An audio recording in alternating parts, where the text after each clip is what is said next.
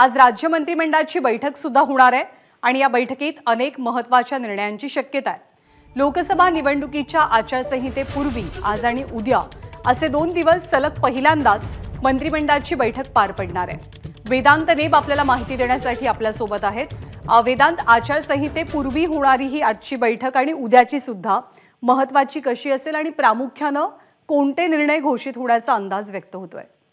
ज्ञानदा, आचारसंहिता कोणत्याही क्षणी जाहीर होऊ शकते आणि त्यामुळेच जे निर्णय आपण बघतोय मागच्या काही दिवसांपासून घेतले जातात आणि खास करून आपण बघितलं 6 आणि 7 तारखेला 6 मार्च आणि 7 मार्चला साधारणपणे 269 शासन निर्णय हे जारी करण्यात आलेले आहेत।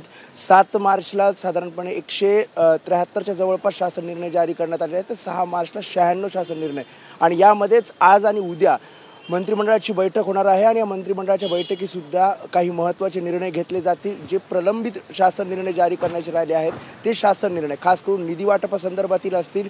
जी माहिती मिळते यामध्ये विविध खात्यातील अधिकाऱ्यांना सांगण्यात आलेलं आहे की असे कोणते निर्णय प्रलंबित आहेत जे निर्णय आपण या 2 दिवसामध्ये घेऊ शकतो, अशी माहितीसुद्धा अधिकाऱ्यांकडून मागवण्यात आलेली आहे आणि त्यामुळेच मंत्रिमंडळाच्या आज आणि उद्याच्या बैठकीमध्ये हे सर्व शासन निर्णय जे प्रलंबित आहे ते शासन निर्णय मंत्रिमंडळाच्या बैठकीनंतर जारी केले जाऊ शकतात।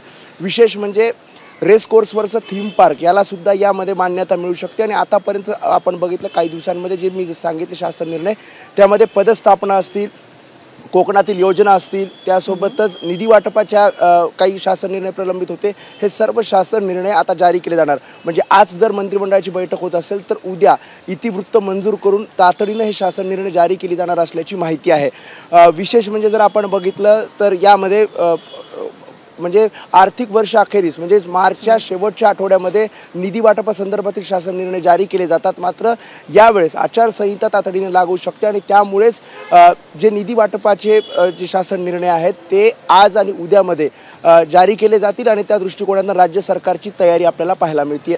ज्ञानदा, वेदांत, धन्यवाद। या बैठकी संदर्भातले अपडेट्स वेळोवेळी जाणून घेत राहू। तुर्तास धन्यवाद। एबीपी माझा, उघडा डोळे बघा नीट।